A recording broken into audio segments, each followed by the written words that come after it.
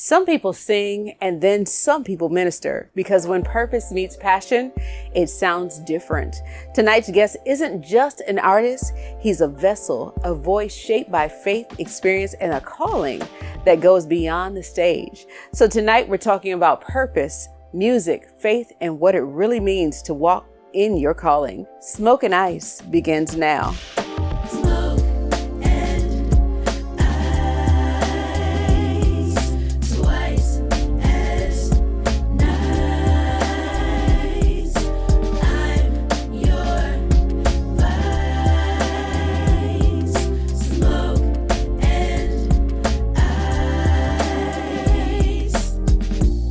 Welcome to Smoke and Ice with Kelly Allen.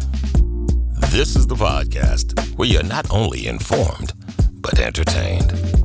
Sit back, relax, and remember, where there's smoke, there's fire, and you can't chill without ice. Now, here's your host, Kelly Allen.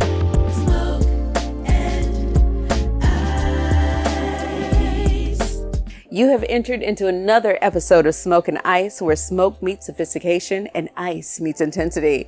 I'm Kelly, and tonight's guest is a singer, songwriter, producer, pastor, and entrepreneur, truly a Renaissance man in every sense of the word. A native of Washington, D.C., he's established himself in the gospel music community as a powerful voice in contemporary sound, ministering through music on stages across the country and alongside some of the most respected names in gospel. From appearances at major platforms like Dove Awards and the Gospel Music Workshop of America, to sharing stages with legends such as Shirley Caesar, Vicki Winans, and the Winans, his journey has been rooted in both excellence and purpose. But his impact goes beyond music. As a pastor, leader, and creator, he's dedicated his life to uplifting others, using both his voice and his message to inspire transformation and faith with new music, new projects, and continued recognition in the gospel space. His journey continues to evolve, proving that purpose doesn't stop, it expands. Tonight, we're talking about faith, music, calling, and the responsibility that comes with using your gift. Please help me welcome to Smoke and Ice, Everett Silver. Well, hold on. Pastor Everett Silver. Welcome. Thank you so much for being here with us. So I know you, right? Yes. And doing this is just an honor, because knowing you as a person, knowing your purpose, knowing your presence that you bring, I'm almost without words. I don't know what to do. I don't know what to say. No, I think I'm the one without words. Oh, wow. That introduction blew me away. Oh, wow. Well, thank you. You know, I try and give my flowers, and I say that all the time, because we do so much. Yeah. And sometimes people take for granted what we do, what we provide to them, and the fortitude that it takes to put ourselves together to do that. And it's not show. Nothing that you do is for show. It is actually something that is coming from within you, your gift, your ministry that you're given. So I love it all. Well, we're going to get into it. You're both a pastor and an artist. How do you balance ministry and music? Well, it's knowing how to separate those entities. And I think sometimes people don't know how to put one on the shelf and one on the back burner. But I think when you are called to do something and then you're gifted to do something, neither one of those entities are work. No. And listen, when you love doing something, it's not work at all. It's just what you do. That's and right. I love that. You know, and when anything becomes work, then you have to ask yourself the question: Is it really what I'm supposed to do, or is it something I'm just doing because I'm? You know, Kelly, it's so interesting that sometimes people ask that a lot, and but you know, when you know you're operating in something you were literally called to do and purposed and gifted to do, you oftentimes are reminded in those moments, even on stage or even behind the pulpit, man, God, thank you for honoring me. Right. You didn't have to do it, but you did, and so you never take those things for granted. And so and then to learn that your gift was never meant for you until it was given away. And I'm glad you said that, because when did you realize that your voice wasn't just a gift, it was a calling? I never forget in the choir, 5 years old, I'm in the choir dancing. My mom said, sit that little boy down. He's dancing like Michael Jackson, singing. They said, sit that boy down. But it wasn't until I just remember when I saw the impact of my gift, from not just from the point knowing I could sing, but knowing I yielded that gift to somebody else going through something. Because in our creativity, you never know that when God is giving you an inspiration to write, and then something that you've gone through, whether it was horrific or some situation, whether it was you experiencing pain or some type of dark time, you realize that when you're starting to do something and write, it wasn't until I had one of our choir directors at church said, we need somebody to lead this song. And they've tried several people. And I was always nervous. And my mom says, call him. Right. And from that moment, just understanding that she gave me, because first of all, the courage had to come from somewhere. Right. Many of us are shy. Many of us, when you hit that stage, you're trying to figure out. So it took that moment to play back in my ear to say, this is no longer just something for you. It's to be given away to somebody else, to be ministered. And after that song was yielded, the impact of the tears, people coming to the altar, or somebody's life saying I've been affected or changed. But I tell you this other interesting thing. I never forget that I was asked to sing at a cabaret. And I say, most people, why would he ask me to sing at that? Right. And so sometimes we're reminded, Kelly, not just one time, but over a course of time through our years, where we may say, I ain't supposed to be here. Why is he asking me to sing at that moment? And so I got upset and I left. And driving on 64, Lord spoke to me and just pricked my heart and said, what are you doing? You need to take your tail back there. And I thought of that moment, these platforms and these things are not meant for me.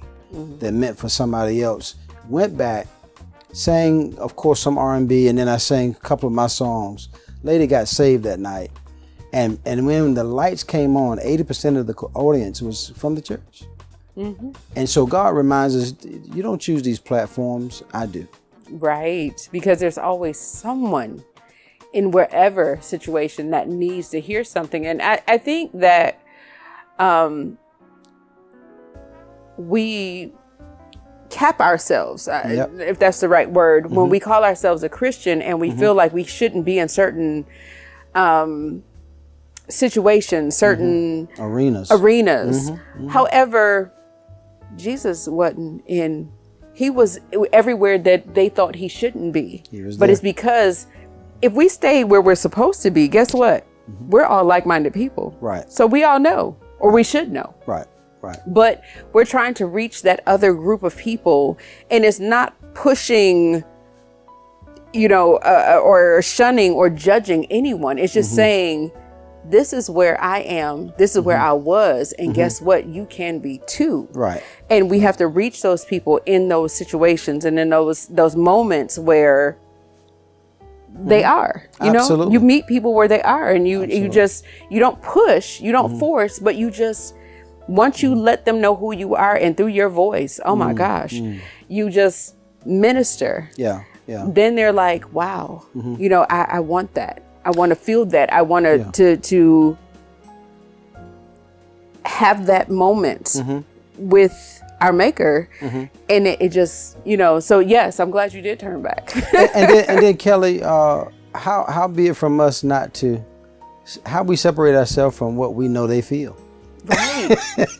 How do we come to that and say, whether we've gotten past it, we've had some of those same moments. And so what I like with honesty from I think a real perspective is that we can no longer say that we don't know what you're dealing with. And I think that's why mental health is so big today, is because people are not dealing with issues. You're trying to go through them without really responding or bringing closure to whatever it is. Right. And so how do we yield back to, our audiences, and then understanding reading the room? Or bringing shame. Correct. Because we tend, once we've gotten through ours, we try and bring shame to others, not remembering that we were once in that same position. Absolutely. It might not be equated to what they were going through, but we went through some journey.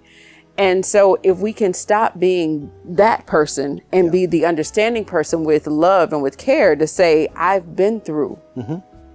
Right. And whatever you're going through, I'll walk with you through that journey. We got this together. Then we're more what biblically we should be instead of so judgmental. And that's just, this conversation is real, and I love it. And it's a great conversation because so many people that are out there, they feel like, oh, well, you're a Christian, you're this, you're that. No, because that's what we've made ourselves to be. Right. But we have to remember at some point, I remember a long time ago, I was coming up through a church, and it was a young lady who was pregnant out of wedlock. And some people, I'm not going to that because but where did you come from? Like, let's not judge. Correct. Because where did you come from? And what was your journey? And, everybody has a past, and we want to forget that when we call ourselves saved, and we want to bring ourselves out there as this pure, clean, washed individual. But who were you before that point? So this is great. I love it. I love it. Also you bring up something that, knowing and understanding some of the history of our church or our background, how shame of us that we would only bring the woman and not the male. As a matter of fact, that's what Jesus was trying to tell them under the Mosaic law. Say, listen, you're going to bring this woman that you call on. I'm not going to deal with that. But he that's got no sin now. Right. Don't That's you the throw a first stone at her. And nobody could do that. No. So yeah, we've just got to be more, and that's why people can relate to those of us that are real. Because, we all were saved, Kelly, from something. Why you want to hide what that something was? And still struggling with some things. I mean, still, we could be saved, but we still struggling with some things. That's right. That's right. I don't. What you say? As a suburban, right? But what is, and this is so real. This is why I think whatever, again, thank you again for the platform and to the producer whom I've been knowing for years, and man, just the talent that you both possess. And so somebody though is going to watch and say, man, I can relate to him. I can relate to, now not feeling. That might be some artists, especially in the Christian arena, saying, man, I didn't think I could do it, but I'm up here on your show, Kelly. And I appreciate it. I do. Look, smoking ice. Smoking ice. Listen. I mean, it's a grown, and if I can say sexy in this arena, it's a grown and sexy thing. But anything in moderation. We tend to downplay certain things or say, oh, you shouldn't do that. That's right. But if you're not abusing anything, correct. It's just an experience. It's a moment. That's right. And people, my viewers know this. I came up with smoking ice because a lot of my conversations came up with smoking cigars and having bourbon. Gotcha. And it wasn't to have this party scene, but it was just something that we were doing. Right. And it was a intelligent conversation, and it brought people together, because there are so many people who just sit around and they want to smoke cigars, but there are intelligent conversations that happen along the way. And so that's just why I wanted this platform, and to bring people on and to let the world know who they are. But you have brought something up, other singers and things like that. You've shared stages with some of the greatest in gospel. What were those moments like for you? Well, first of all, just to be able to share the platform with them, because, God will, again, put you on platforms you never thought you could be a part of. Traveling with, most people don't know, I traveled with some of the Winans doing some of the plays back in the day. Daniel Winans and I traveled a lot. Met him, I was more closer probably to him than any of the Winans. But people like Pastor Shirley Caesar, I've actually had her on my show as well, and just to interview the likes of that. And then recently with some of the legends. I've always been friends with Commission and admired them afar off. You know, used to sell their music as a manager at a Christian bookstore. Never knew that I would be working with them. I was going to say, you didn't just sell it. Didn't you sing with them? Yeah. Actually, we sung with them one time. Mitchell had been in a car accident, and so I was actually opening for a couple of the shows. But when he got hurt, I would step in sometimes and sing some of the parts. But recently, they just did a piece. We recorded a song, my latest single, "Mindful." Mitchell Jones and Park Stewart, who's one of the greatest writers of our time, you know, both complimented us on this particular piece. And so, yeah, we're excited about it. Yeah. Yeah, no, I'm excited about it with you. I'm like, okay. Yeah. What did those experiences teach you about purpose and longevity? Sometimes I think, Kelly, we question our gifts and are we really supposed to be here? And sometimes for me, I thought, man, we put people on pedestals and we make them untouchable. But when I got in the studio, I felt just as talented, as gifted, and, you know, radiant as I thought. You know, I thought I was going to be a little more nervous, but man, I was in my zone. You know, That's so because you are. Yeah, I'm just saying I was in my zone, and so going back to something we alluded to earlier, and you alluded to, is that people are people. Yeah. We are the same. I mean, at some point, we've gone through issues, we've gone through situations. And so, I felt like, man, I belong here, you know. And so that's for me, you know, you get past the starstruck stuff and you get past and say, man, you know, you start realizing, and that's what, another part of it keeps me humble, say, God, I don't ever want, and then you run up against something you see is like, I don't want to be that way. Because some folks I've run across that I've shared the stage with that were very conceited. I don't want to call their names per se, but they were too much. And I was like, wow, I mean, you know, why do we go there? But it is what it is. But yeah, I think it's an awesome opportunity to be able to do that and recognize, hey, they're no more just no gifted than you are. Right. Your music carries meaning. What messages do you want people to feel when they hear you? I think one of the biggest messages for me is that when you dealing with life situations and all types of things coming at you, that at the end of the day, that you want to feel like somebody is there to protect you, to understand you, and you don't feel alone in any situation. And so when I write, I kind of want people to feel like that no matter who's there, family, friends, you know, ultimately you'll feel alone. And so we want to share that our number one message is that God is always, somebody's going to be standing by your side. If your situation is bigger than you think, I'm God. You see what I'm saying? If you're going through a situation, that I always want to be mindful of him. And so everything is centered around knowing that it's Christ-centered. Right. And that he's always standing by you. Yeah, and that was, I love that song. And I had the opportunity. You sure did. to sing background on that. Yes. But that was such an amazing song. And as you're saying that, I'm like, gosh, these are all the lyrics that kind of was in that song. Yeah. When I look back over my life, I think about where I've been and where God's brought me from.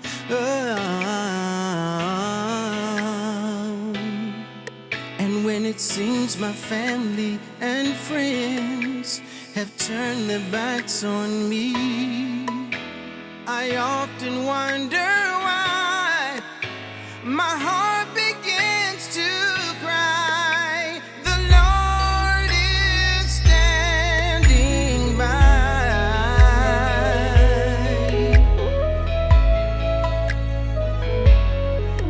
Many nights I've tossed and turned, but I know it's been confirmed that I must go on.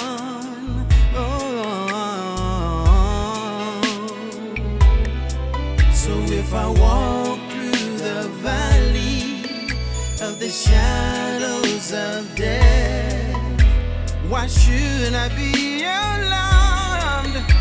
No one can do me harm. The Lord is standing.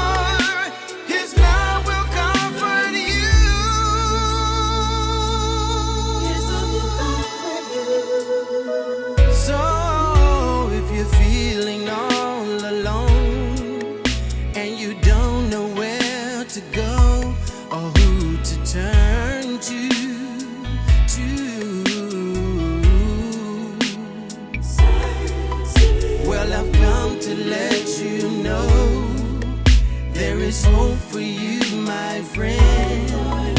So don't give up and you will rest assured. The Lord is standing, always standing. The Lord is standing by.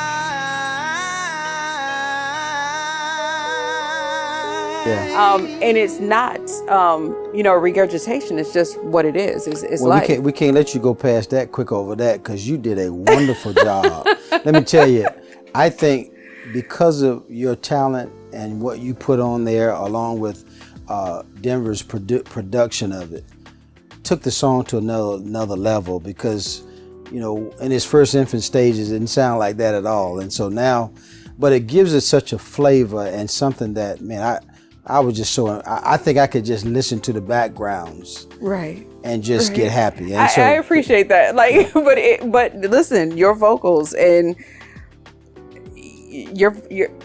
his vocals are amazing, guys. Like, I can't even like fathom in my mind how to express it, but it's just, you're amazing, and it goes beyond talent, because when you sing, you feel everything that you're saying. Yes, ma'am. And so you exude what is being said. And so it helps people to understand or to self-reflect in every word that you say, because a lot of times when we wake up in the morning, we have doubts. A lot of times when we do things or things happen in our life, the mind is amazing, because it can either make you or break you. That's right. How you feel about yourself. It's not other people. It's not situations. It's up in here.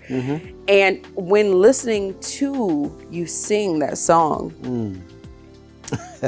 it just lets you know that everything is going to be okay. Yeah. And every word, it just ministers to your soul. And so I love it. I love it. I love it. I love listening to it every time. So my question is, how do you stay grounded when your platform continues to grow? Oh God, I think that understanding the steps to get there, and it wasn't where someone gave me anything. When you work for what you're starting to see the evidence, I think you begin to appreciate every moment. And so those things, because at any moment industry changes. You know as probably well as I do. It's up to date in a different way we attack it and way we approach it. So I'm not going to ever get to the point where the platform has gotten me to a place where I think I've arrived. So no, that's not going to be ever. But I will say this, is that seeing situations, some of the greatest people that we know keeps me grounded. I look at the great Whitney Houston and the tragedy behind not getting help behind what she needed to get help for. Some of the greatest singers, Donny Hathaway, people I admire, Minnie Riperton. You think of these artists and you say, and sometimes I sit back and watch.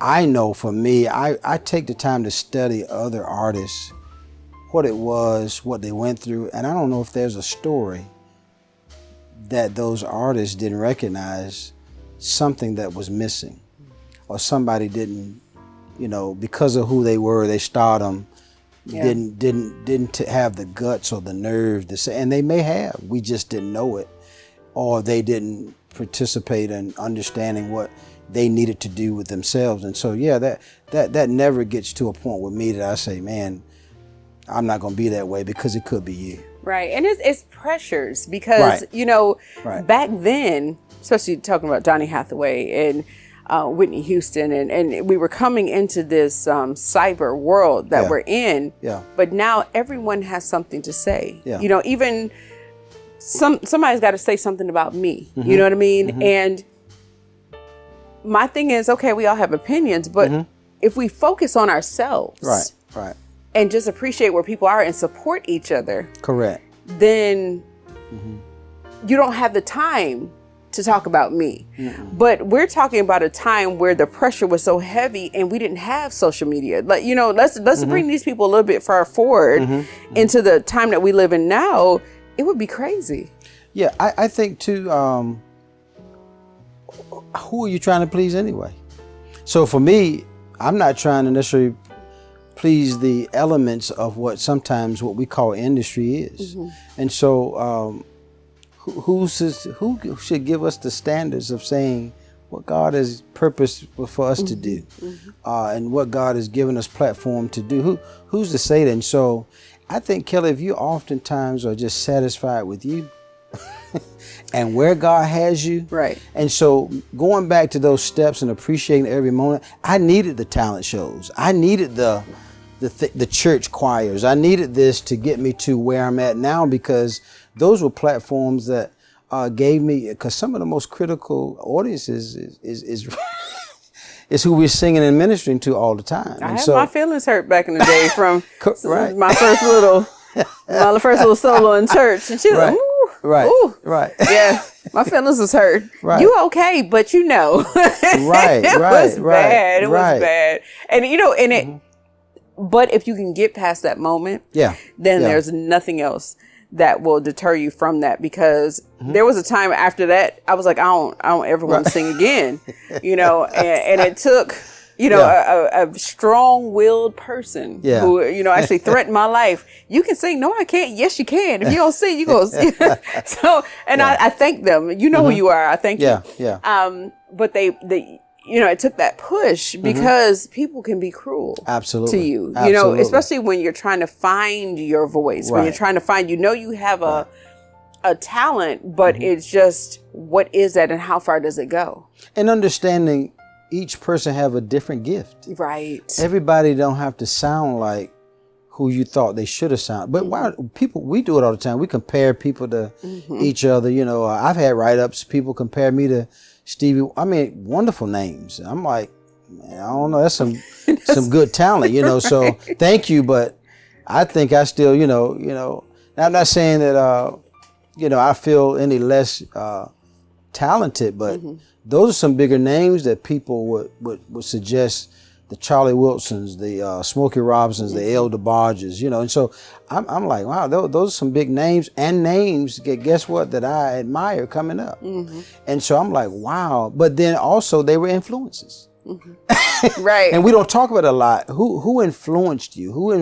People ask me all the time, who influenced you? It wasn't just gospel folks. Right. I grew up in that area, man, you talking about talent, Michael Jackson, Earth, Wind and Fire, the great Denise Williams. I mean, you might kind of remind me of, some of the talents like that, and so, I think that, and that's because once you go over and you dedicate yourself to a genre, and that's is not because that's where you feel like people want you to be, but because where you want to be. Correct.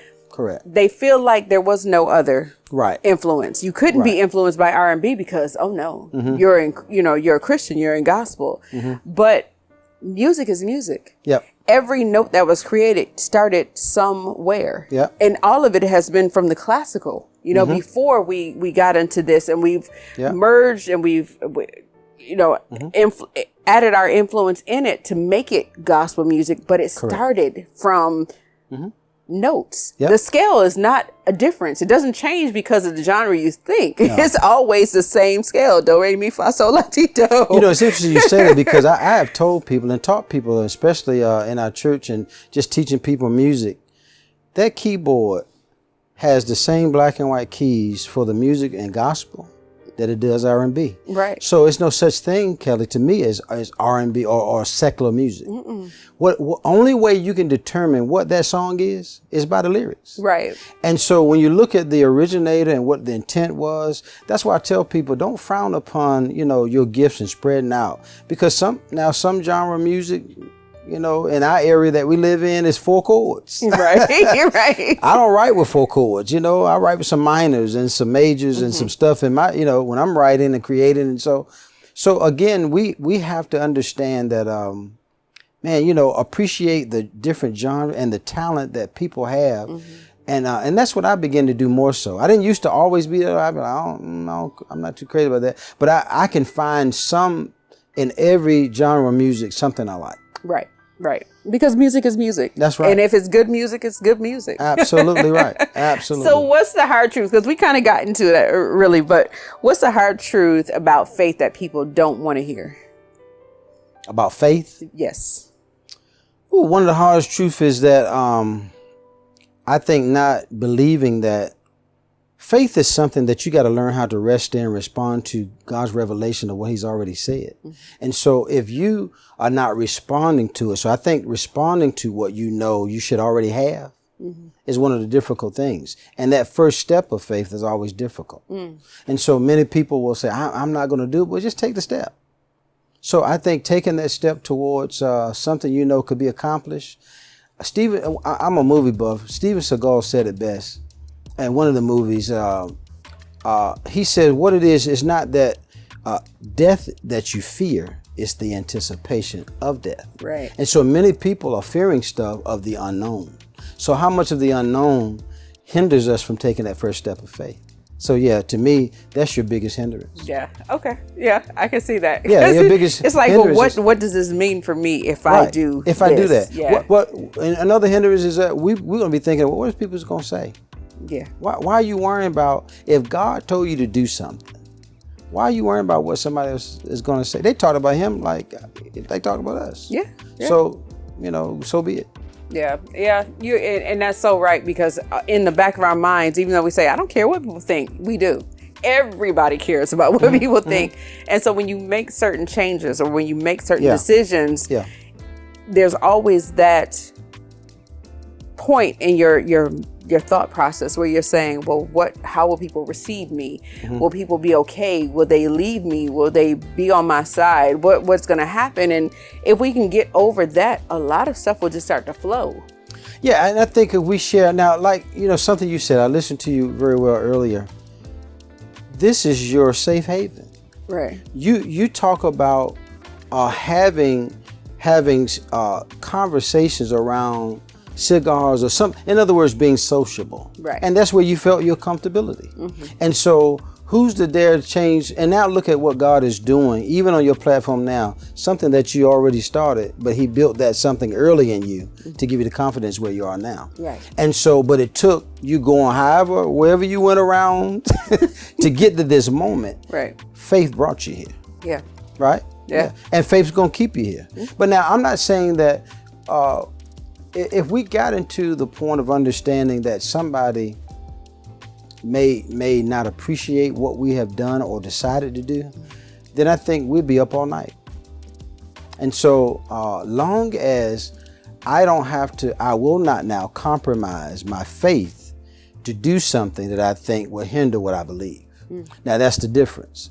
I'm not gonna go out here and sing no sexual healing songs. I mean, that's just not. I'm not gonna. Now I've sang R&B and I sing R&B, but I'm not that down home gospel singer. I'm just not. So I'm not going to enjoy that for me. So I'm not going to let anybody put me in that arena because I don't belong there. Gotcha. So what is something that you've had to overcome personally to walk in your purpose? Oh God, stuff I was ashamed of. I remember, there are things I think we all have done in our lives that we were not proud of. And so I think until you get, and I alluded to it earlier, that until you bring closure to some of the pain and hurt, I've never been the person or the type of person to hurt someone else. Sometimes I'll allow myself to be hurt. To not hurt someone else. hurt somebody else. Gosh, that's my story. Right. So sometimes you allow yourself to go down paths, and then when you get frustrated, then you at no point you're now acting in a behavior that's not you. And so some of those things to overcome. And then I thought, God, you allowed me to go through all this pain in some situations. That now, Kelly, that's where our ability to write about the issues and the subjects that I write about, because we have now experienced some of the same things that we don't want nobody to know we've been through. Right. And so, overcoming the pain of that thing and to know you have peace in it, Because there's some things that have happened to me where folks have cut me so bad, Kelly, or tried to come at me in certain ways that if you didn't release it, that anger will still be in you. And now you're ministering from pain and not from peace. Right. And so when you're able to now minister from peace, knowing that you can look at that thing and know it doesn't bother you, that was something that I think we all had to overcome. Wow. Oh gosh. You might need to say that again for the people in the back. Because,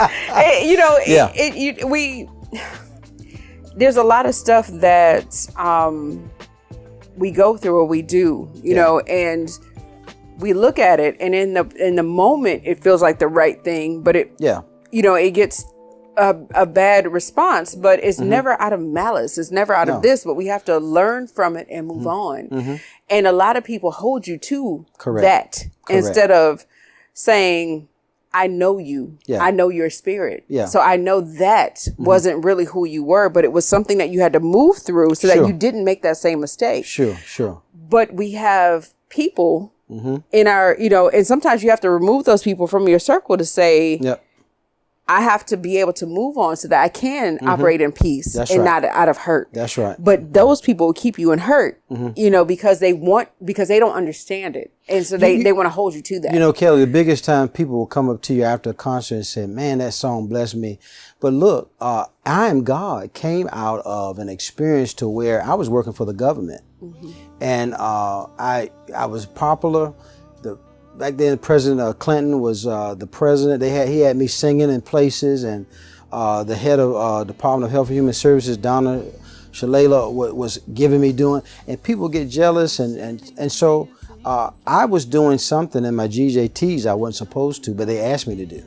And when they got mad to try to erase me, they tried to put something on me. And I went through a scenario. I said, God, I've been serving you for a long time. I don't understand why I'm going through this. And so when I went through something that terrible, where the United States versus you're traumatized. And so I Am God came from an experience that says, God, I don't understand this. And God says, trust me, I am Him. I'm bigger than your situation. I'm God in this. Just trust me. And my mother told me, she says, God will make a way of escape for you. And so what it was, when somebody would try to accuse you of doing something you never did. I had Social Security cards, and they were trying to say I was getting paid to do something, and I was just handing them their receipt. And it tried to look like an envelope, like money or something, to make it look like something bad. But I will tell you, it was experiences like that these songs are birthed. And so after a concert, somebody say, what were you going? You will never know what I'm going through. But now I can talk about it because I got peace about it. Right. Because I know now God was setting it up for you, not necessarily for me. Right. Because He knew the gift of the writer had to be inspired by something. Right.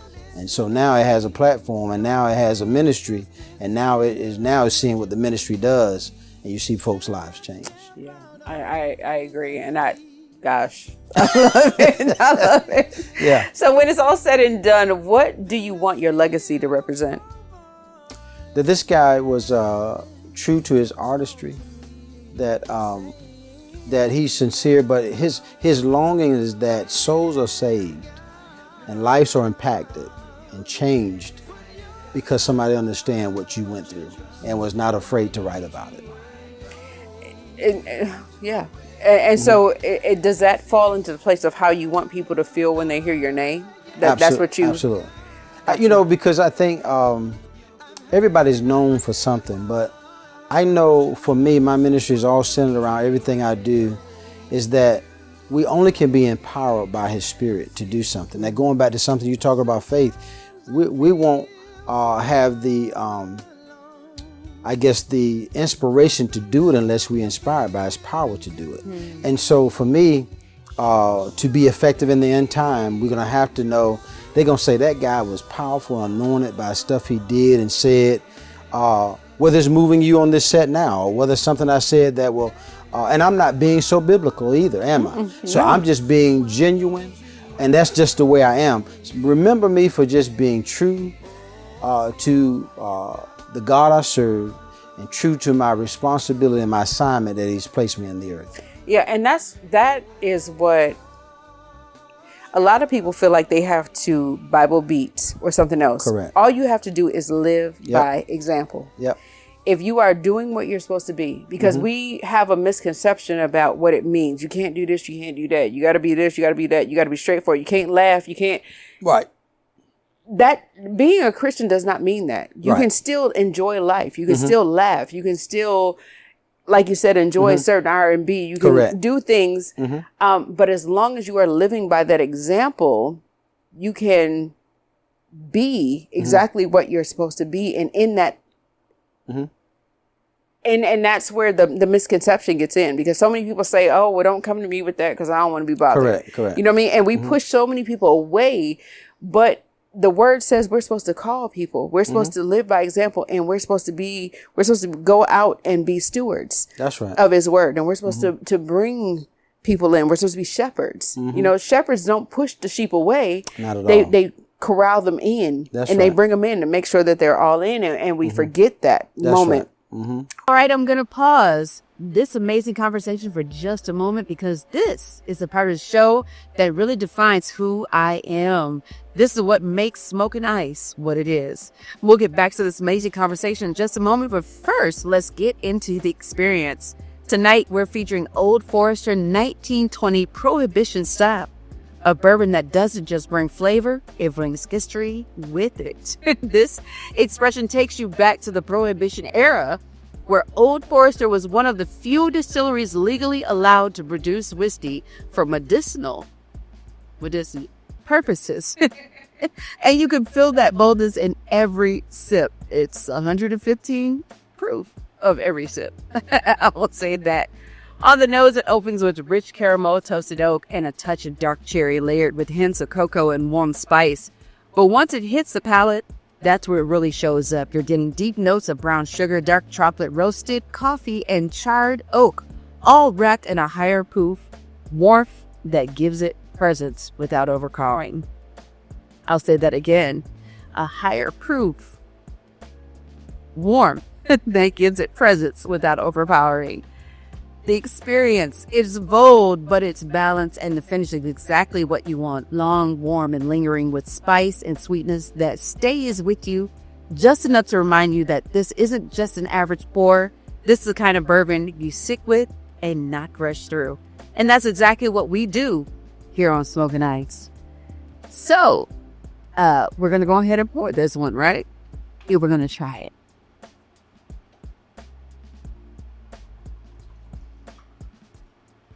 All right. It's all you know. I put everything on the rocks, but I'm pretty sure I will hit a pure because it takes a while for these rocks to melt. So I'll still get the pure essence of it. So let's try it. Cheers to you, and let's go.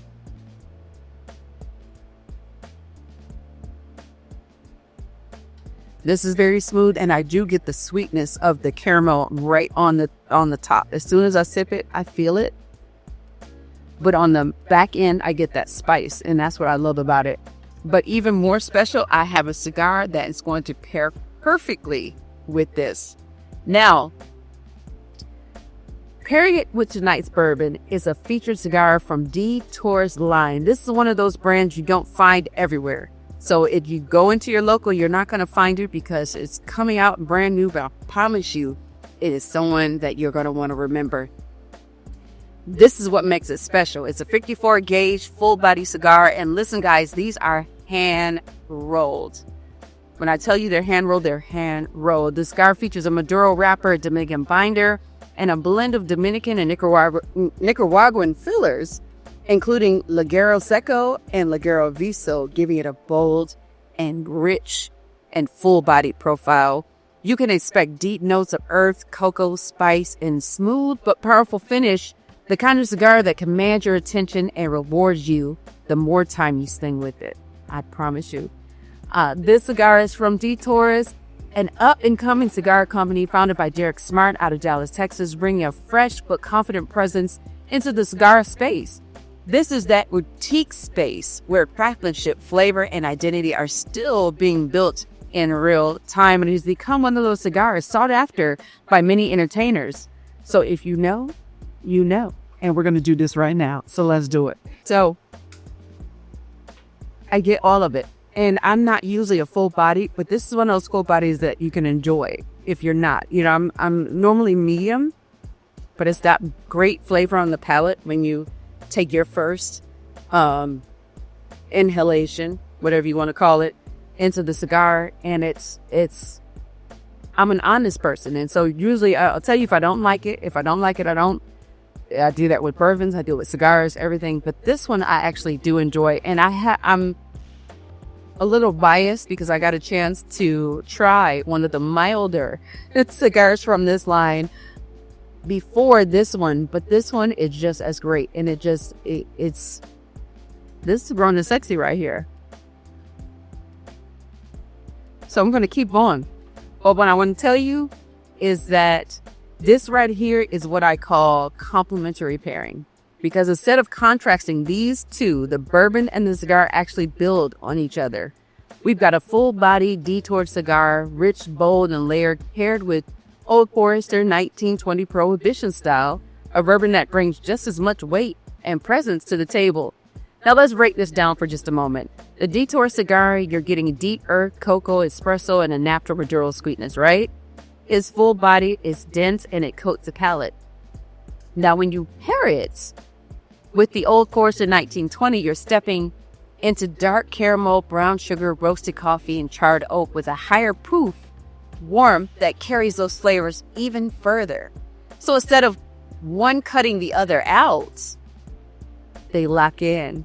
The chocolate and espresso notes from the cigar pull forward the coffee and dark sugar notes in the bourbon. The oak and the char from the bourbon amplify the earth and richness of the cigar. And the higher proof, it doesn't overpower. It actually lifts the cigar flavor, making each draw feel more pronounced.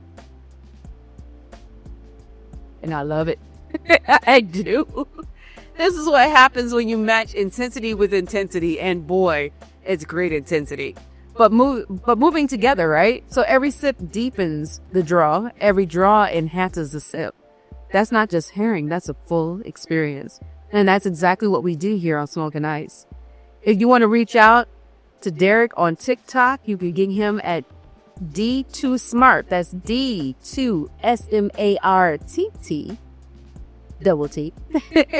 And Facebook is Derek Smart. Again, DERRICKSMARTT. Believe me, his cigars are worth it, guys.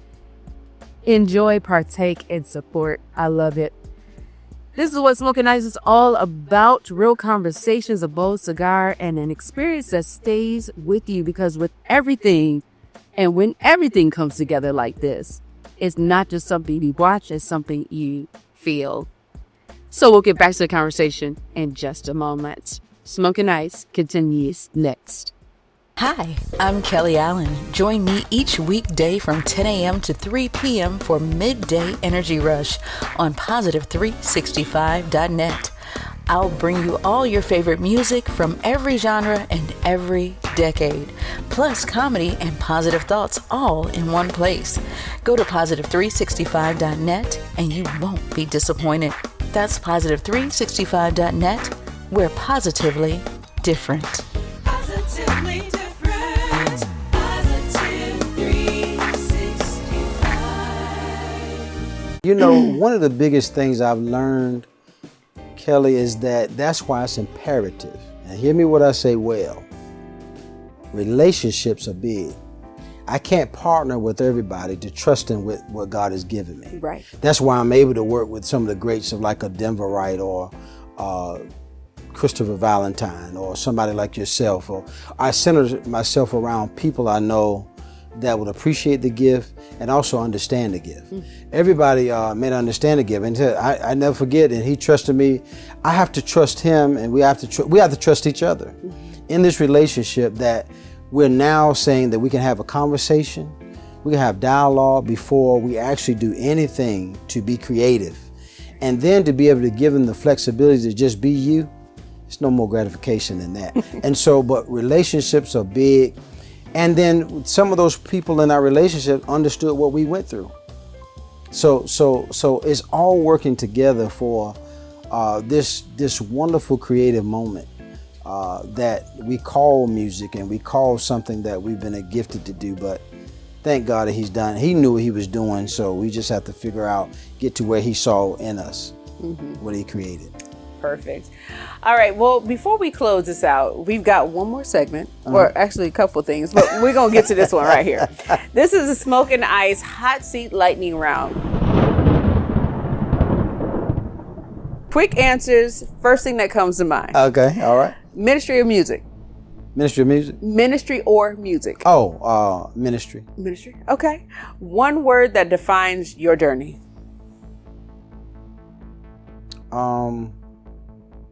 Encourager. Gotcha. Biggest lesson faith has taught you. Trust yourself. A moment that has changed your life. Not being accepted. Okay. One song that has always moved you. Whew. I have to say it wasn't my own. Well, I should say, but I do. Minister got a song say, "Stay in your will," or "In your will." In your will. Okay. What keeps you grounded? God. Okay. If your life was a message, what would it say?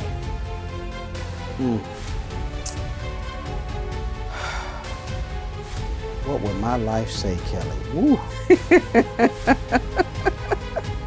Is that you have to live true to yourself. Gotcha. All right, I got two more. Purpose or success? Purpose for me. Okay. And lastly, what do people misunderstand about you? I'm down to earth, and most people think I'm not approachable or easy to approach. Most people think I'm conceited. Really, tell you the truth, I get it all the time. It's that light skin thing. Yeah, I'm just. It must be. I mean, Kelly, you had to go there, but that's what. It's a light skin thing because I get it all the time. Yeah, I didn't know you were so cool. Why? Oh my gosh. No, I joke, but and no, we don't carry ourselves like that. We don't. That I think, No, but it's a misconception. But this is the most down to earth person I have ever met in my life. Okay, all light skinned people ain't like that. No, we're not. As a matter of fact, we get to know us. Right. Oh my gosh. Right. Get to know us. And I sometimes and my mom does the same thing, and I have this thing when I'm in deep thought, I have this look on my face. People are like, "Are you okay?" Yeah. And I'm like, "Yeah, what are you talking about?" Yeah. Yeah, I'm fine. But so I have to be conscious of what my face says, but I'm very approachable, and nobody that I meet is a stranger. Like everybody, and you're the same way, and that's why I appreciate you so much because you don't meet strangers. Well, Kelly, we got to say this though. Now, if we don't have the time on this segment, but if we did the history behind that. There's sometimes we got scars behind it. Because of I'm saying our skin being lighter. Right. And so if you understood the history behind that, what we had to overcome. I mean, we've been rejected by our Caucasian brothers, our own brothers and sisters, and then we out there alone. Right. So excuse us for appreciating who we are if you don't. You know what I'm saying? So my mom did a good job of always instilling in me who I was. And so only thing I had to learn is that when I saw my father's figures and where I get a lot of my features and things, once I found that out, I was okay. So what you think or somebody else think, but I'm not that way. That's for you to figure out. Correct. But we're great people, I promise you. Absolutely right. So and you too, come on now, approachable, and we'll talk to you. Yeah. Listen, I don't meet a stranger ever. That's right. And that's why I think I connected to you so much when I first met you because it was so open. Yeah. It wasn't anything that, came across as, like you said, unapproachable or something. No. So I love that. But one last thing. And I'll say this because it is. Yeah. But I've reached out to our audience, to our viewers, and although the lightning round was perfect, and that's something that I do on every show, but what I wanted to know is for our viewers to ask questions that they may want to know, right? Okay. And what they want to hear. So, here we go. We're going to give them a voice because it can't always be from me. That's right. So the first question is gospel music ministry or performance? I think it has got more performance. it's got more performance. And I'll add to this question for you though. Is it do you try and make sure that ministry is still? For me, yeah, I'm a stickler for making the ministry. Gotcha. Now, part of that still you have to give a performance for the audience, but ultimately when you walk away, you have to have that ministry to supersede. But I do agree, it's more for the people than Correct. it is sometimes for the total ministry. Can you have success without purpose? Yes. Okay. All Yep, right. you sure can. All right. Is talent enough without? The reason why I say this is because I've seen it. Okay. Yeah. I've seen it. I've seen it happen, but I think you're more successful with purpose. Gotcha. If that makes sense. So there's a level. There is a level, correct? Yeah, because if you just doing it, you ain't gonna get but so far. Right. But with purpose takes you further than you can ever imagine. Yeah, because with certain backings, you can get to a certain level, Correct. but again, you have to have that purpose That's to correct. go even further. Yeah. Is talent enough without discipline? Absolutely not. You need discipline, and that's one of my biggest. If I could find some disciplined musicians. If I could find some disciplined attitudes towards, it's just not about you. Right. So yeah, to me, discipline is big. Right. And you don't have that enough unless you are professional. And I think even with professionals, you got to have discipline. I Yeah, think they yeah. got there because they That's had what I mean, right? the discipline. They've gotten there because Yeah. they're disciplined, right? Yeah, because without it, I mean, you can be as great as you want to be in your mama's Right. kitchen, That's right. living room, wherever. But if you don't have that discipline, you're not going to go but so far. Sure. All right. Do people chase platforms more than calling? Absolutely. Yeah. Yeah. I see that because, with all the TikTok and all that other stuff, it's all about followers and everything else. And that's made some people famous. But again, without the discipline, without the faith, without the this, how That's far right. do you go That's right. with that? Well, you see that through social media all the time. You can see what if you took away social media now? You have people will go crazy. I'm saying, Yeah. it's not. It wasn't designed for what you're seeing on it now. Right. And so people are chasing all kind of platforms. How many numbers I got? What does it matter? And it shouldn't matter, but if you're trying to go to a certain level, it does matter. Correct. Because when you go to these third party or these other platforms, they want to say, well, how is your following? How is that going to benefit us? Yep.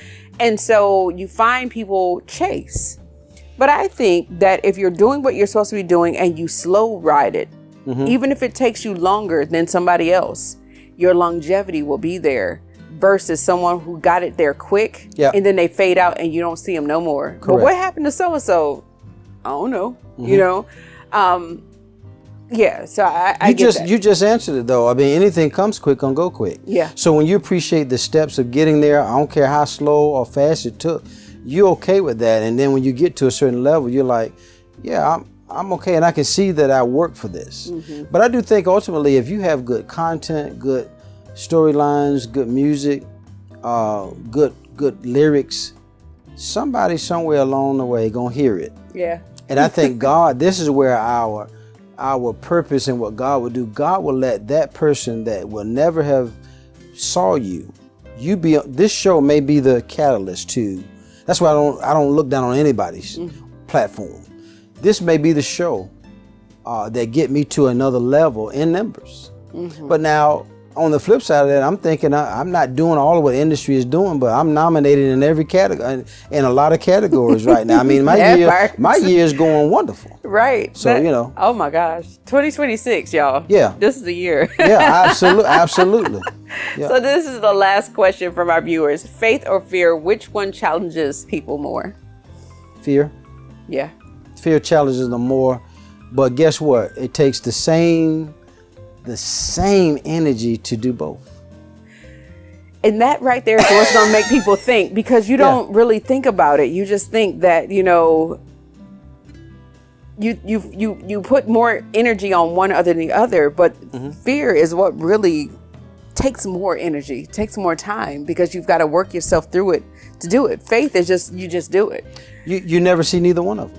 No. I'm saying the fear, you fear something that you imagine. It may not necessarily be there. There could be an illusion. Faith is something you just gonna trust God. You don't know how it's gonna happen. Both of them take the same Same energy. That's why I don't know why we kind of gravitate more to fear than we would faith, and they both takes the same step. Because of, and this is another show, but it's really it's really how you were, you know, raised to feel your worth. That's Your right. worth dictates whether it's faith or fear. That's right. And if your worth is a little, Yeah. then you lean more on fear than faith. But if you had a solid foundation where people were pushing you forward, then it's always faith. Always faith. But fear will creep in if you didn't have that support system. Oh, so another show. Thank you so much to all of our viewers. I am going to do this more so that you can be a part of the experience. Thank you. So please, I'll make sure that you know who I'm going to have on so you can keep sending in those questions. Everett, oh my gosh. I appreciate you so much for sharing your voice, your journey, and your message today, because what you've reminded us is that purpose isn't just something you find, it's something you walk in. And when you walk in it fully, it speaks for itself. To everyone watching and listening, thank you for joining us for another episode of Smoke and Ice. Until next time, I'm Kelly. And I'm Everett. Let's spark something real.